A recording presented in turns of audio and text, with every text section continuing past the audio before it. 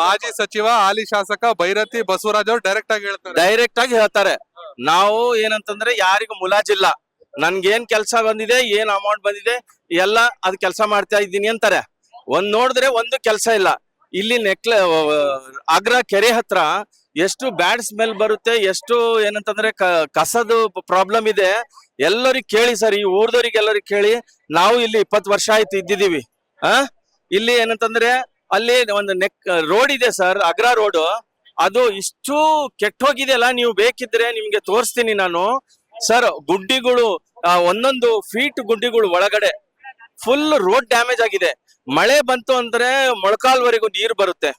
ಅದೇ ಹೇಳ್ತಾ ಇದ್ರಲ್ಲ ನಮ್ ನೇಬರ್ಸ್ ಇವರು. ನೋಡಿ ಸರ್, ಇಷ್ಟೆಲ್ಲ ಇದ್ರು ಆ ಮನುಷ್ಯ 3 ಸಲ ಗೆದ್ನು ಇನ್ನ ಕೆಲಸ ಮಾಡಿಲ್ಲ ಸರ್. 3 ಸಲ ಆಯ್ತು ಗೆದ್ದು, ಯಾರು ಹೇಳಕ್ಕಿಲ್ಲ, ಯಾರು ಕೇಳಕ್ಕಿಲ್ಲ. ಏನ್ ಸರ್ ಇದು? ಏನಾದ್ರು ಅಂದ್ರೆ ಇವಾಗಂತೂ ಮಾತಾಡಕ್ ರೆಡಿ ಇಲ್ಲ. ನೀರಿನ ಪ್ರಾಬ್ಲಮ್ ಹೋಗಿದ್ದೀವಿ, ಕಾವೇರಿ ಇಶ್ಯೂ ತಗೊಂಡ್ ಹೋಗಿದ್ದೀವಿ, ರೋಡಿಂದು ವ್ಯವಸ್ಥೆ ತಗೊಂಡ್ ಹೋಗಿದ್ದೀವಿ, ಚರಂಡಿಗಳು ಕರೆಕ್ಟ್ ಆಗಿ ಮೇಂಟೈನ್ ಮಾಡಲ್ಲ. ಈ ತರ ಎಲ್ಲ ಪ್ರಾಬ್ಲಮ್ ಇದೆ ಸರ್. ಇಲ್ಲಿಂದ ಪೂರಾ ಹೊರಮಾವು, ಬಾಬುಸಪಳ್ಳಿ ನೋಡ್ತಾ ಇದೀವಲ್ಲ, ಇದು ಇಡೀ ಕ್ಷೇತ್ರ ಏನಂತಂದ್ರೆ ಕಂಪ್ಲೀಟ್ ಹದಗೆಟ್ಟೋಗಿದೆ ಸರ್.